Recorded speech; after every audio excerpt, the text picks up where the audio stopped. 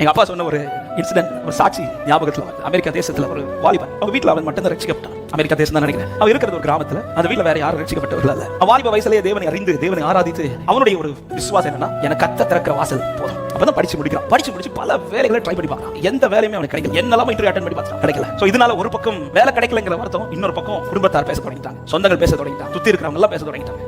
இது ஆண்டவருக்கு பிடிச்சிருக்கீங்க, இது ஆண்டவருக்கு நாளை அழைச்ச அழைப்புல நின்றுட்டு இருக்கிறீங்க, உனக்கு ஏன் வாசல் திறக்கலன்னு கேள்வி மேல கேள்வி. அவனுக்கு சொல்றதுக்கு பதில் இல்ல. அப்பதான் கடைசி ஒரு கம்பெனில ஒரு கால் இன்டர்வியூ வருது. அந்த இன்டர்வியூ வந்து அவன் மண்டே போய் அட்டெண்ட் பண்ணணும். அந்த சண்டே விசுவாசத்தோட சர்ச்ல போய் எல்லாரும் முன்னாடி மைக் எடுத்து சாட்சி சொல்றான். நாளைக்கு நான் ஒரு இன்டர்வியூ போறேன், எல்லாரும் ஜெபிச்சுக்கோங்க, கர்த்தர் எனக்கு அதை வாக்கியம் பண்ணுவாராக அப்படின்னு சொல்லிட்டு சாட்சி சொல்லிட்டு போறான். அடுத்த நாள் காலையில கிளம்பி வீட்டுல ரயில்வே ஸ்டேஷன் போகணும். அந்த ஸ்டேஷன்ல 2 ட்ரெயின் தான் வரும். ஒன்னு காலையில ஒரு குறிப்பிட்ட டைமுக்கு வரும், அது முடிஞ்சிச்சுன்னா மத்தியானம். அப்ப காலையில பிடிக்கிற அந்த ஃபர்ஸ்ட் ட்ரெயின்ல பிடிச்சாதான் அவனுக்கு சரியான இடத்துக்கு சரியான நேரத்துக்கு போக முடியும். அது பிடிக்கலனா அடுத்து மத்தியானம் தான் ட்ரெயின். வீட்டுல இருந்து புறப்பட்டு அந்த ரயில்வே ஸ்டேஷன் போகிற வழி பாதி தூரம் வரும்போது சரியான மழை, மழையோட கூட பயங்கர காத்து. காத்துல அந்த ரோட் சைடுல ஒரு மரம் குறுக்க விழுந்துச்சு. இப்போ கூட்டிட்டு போன கேப் என்ன பண்ணிட்டா, சார் இதுக்கு மேல வண்டி போகாது, நீங்க நடந்து தான் போகணும். சரி, இவன் கார்ல இறங்கி வேகமா அந்த ஸ்டேஷனுக்கு நடந்து போறான். போய் ஸ்டேஷன்ல ட்ரெயின் பிடிக்கலாம் போகும்போது அவன் எந்த ட்ரெயினுக்கு வந்தாலும் அந்த ட்ரெயின் போயிடுச்சு.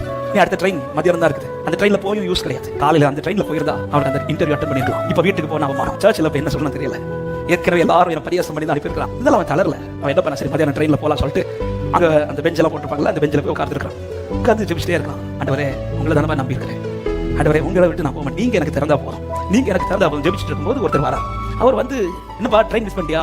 ஆமா. சரி நானும் ட்ரெயின் மிஸ் பண்ணிட்டேன் சொல்லி அவர் கூட வந்து பேசி கொடுக்குறாரு. பேசி பேசி பேசி பேசி பேசி இவன் ஆண்டவரை பத்தி பேச தொடங்கிட்டான்.